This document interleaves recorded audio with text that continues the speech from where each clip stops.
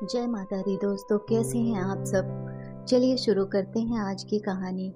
राधिका कोई 15 साल की थी जब उसके पिताजी परिवार सहित गांव छोड़कर शहर में आ बसे थे। उसकी शादी भी शहर में ही एक बड़े घराने में हो गई, लेकिन आज भी वो खुद को गांव से जुड़ा हुआ महसूस करती थी। 10 साल बाद राधिका को फिर से गांव जाने का मौका मिला। उसके चाचा जी के लड़के की शादी थी। वो बहुत खुश थी, लेकिन उसे बहुत अकेलापन महसूस हो रहा था। उसके पति सुधीर उसके साथ नहीं आए थे। सुधीर को पता नहीं क्यों गांव और गांव वालों से नफरत सी थी। अनमनी सी राधिका की नजरें शायद किसी को ढूंढ रही थी। तभी उसे किसी ने पुकारा, राधी। ये जानी पहचानी सी आवाज सुनकर राधिका के चेहरे पर जैसे खुशी की लहर दौड़ गई। ये तो रघु था, गांव के जमींदार का बेटा। बहुत रुतबा था इसके पिता का आसपास के सभी गांव में। राधिका का कोई सगा भाई नहीं था, इसलिए रघु उसे अपनी छोटी बहन की तरह चाहता था। हर रक्षाबंधन पर वो राधिका से राखी बंधवाता था। जब राधिका का परिवार गांव छोड़कर आ रहा था तो रघु बहुत रोया था। आज जब रघु ने स्नेह से राधिका के सर पर हाथ रखा तो राधिका का हृदय गदगद हो गया। उसे लगा जैसे इतने सालों से वो जिस बड़े भाई के स्नेह से वंचित थी, वो आज उसे मिल गया है। रघु बोलता जा रहा था, कितनी बड़ी हो गई है रे तू, कितने सालों बाद देखा है तुझे। काका से कितनी बार तेरा पता पूछा, लेकिन वो बताते ही नहीं। चल अब मुझे अपना पता दे, इस बार रक्षाबंधन पर जरूर आऊंगा तुझसे राखी बंधवाने। हाँ भैया जरूर, राधिका ने बड़े उल्लास से कहा। दोनों ने ढेर सारी बातें करी। उसने अपना पता दे तो दिया, लेकिन वो मन ही मन सोच रही थी कि क्या पता सुधीर को रघु का घराना पसंद आएगा भी या नहीं। राखी के दिन राधिका का मन बहुत बेचैन था। उसकी नजरें बार बार दरवाजे पर जाकर टिक जाती। करीब 4 बजे रघु आया, हाथ में 2 थैले लिए हुए, कुर्ता पैजामा पहने हुए, अपनी बड़ी बड़ी मूंछों को ताव देते हुए। सुधीर ने सवालिया निगाहों से राधिका को देखा।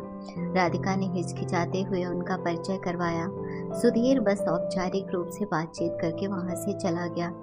रघु ने बड़े प्रेम से राखी बंधवाई और शगुन के साथ ढेर सारा सामान दिया जो अपने गांव से लेकर आया था। भुट्टे, गुड़, अपने बाग के फल वगैरह। राधिका को पता था कि यहाँ इन चीजों की कोई कदर नहीं है, फिर भी रघु के निस्वार्थ प्रेम से लाए गए सामान को उसने सहर से स्वीकार कर लिया। सुधीर ने जब यह सामान देखा तो नाक मुंह सिकोड़ते हुए राधिका से कहा, तुम भी पता नहीं कैसे कैसे लोगों से रिश्ता रखती हो। कौन खाएगा ये सब, सुबह काम वाली आए तो दे देना। राधिका को बुरा तो बहुत लगा, लेकिन उसने कुछ कहा नहीं। वो जानती थी जहाँ आजकल सगे रिश्ते ही बोझ की तरह निभाए जाते हैं, वहाँ इन मुंह बोले रिश्तों की कदर कौन करेगा। अब रघु जब भी किसी काम से शहर आता, राधिका से मिलने आ जाता। सुधीर को उसका घर आना बिल्कुल ना भाता था, लेकिन वो राधिका की खुशी के लिए साफ साफ मना भी नहीं करता था।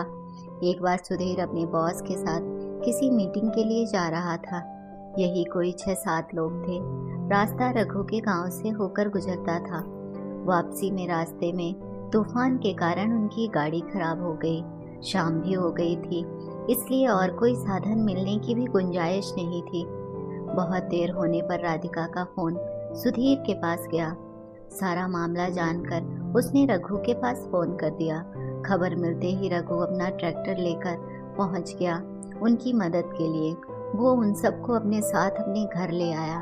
रघु की इतनी बड़ी हवेली और नौकर चाकर देखकर सुधीर दंग रह गया। रघु ने उसकी खूब आओ भगत की। ताजा दूध, दही, घी खाकर सुधीर के बॉस तो जैसे निहाल हो गए। रात भर आराम करने के बाद सभी लोगों को उसने अपने खेत और बागों की सैर कराई। उसने उसकी गाड़ी की मरम्मत भी करवा दी। जाते समय रघु ने सभी को अपने बाग के फल और गुड़ भेंट स्वरूप दिए। सुधीर के बॉस तो रघु की तारीफ करते नहीं थक रहे थे। सुधीर रह रहकर खुद की छोटी सोच पर शर्मिंदा हो रहा था कि उसने आज तक जिस आदमी से सीधे मुंह बात भी नहीं की, वही रघु आज उसकी इतनी मदद कर रहा है। सिर्फ रहन सहन और स्टेटस देखकर ही रघु की नीयत का अंदाजा लगाकर उसने ठीक नहीं किया।